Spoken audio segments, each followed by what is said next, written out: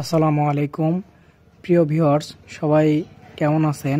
আশা করি ভালো আছেন। আজকে আমি আপনাদের সামনে নিয়ে আসলাম একটি 25 টাকার নোট, এবং এটি কিন্তু বাংলাদেশের 25 টাকার নোট। আপনি কি কখনো দেখেছেন বাংলাদেশের 25 টাকার নোট? নোটটি একটি স্মারক নোট। এটি তৈরি করা হয় Bangladesh security printing corporation limited এর রজত জয়ন্তী উপলক্ষে, অর্থাৎ 25 বছর পূর্তি উপলক্ষে নোটটি তৈরি করা হয়। নোটটি মুদ্রণ করা হয় 2013 সালে, এবং এই নোটটিতে স্বাক্ষর করেছেন গভর্নর আতিউর রহমান স্যার।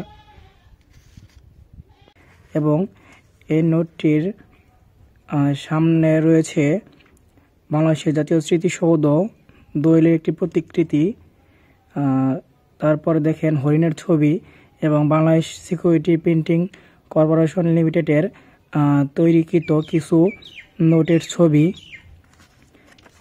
এবং পেছনে রয়েছে বাংলাদেশের সিকিউরিটি প্রিন্টিং কর্পোরেশন লিমিটেডের একটি ছবি, যেটাকে আমরা টাকশাল নামে চিনি।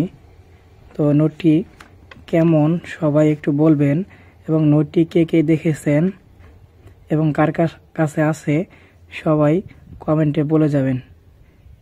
সবাই ভালো থাকবেন, এবং ভিডিওটিতে একটি লাইক এবং কমেন্ট করে দিবেন। সবাই ভালো থাকবেন। আসসালামু আলাইকুম।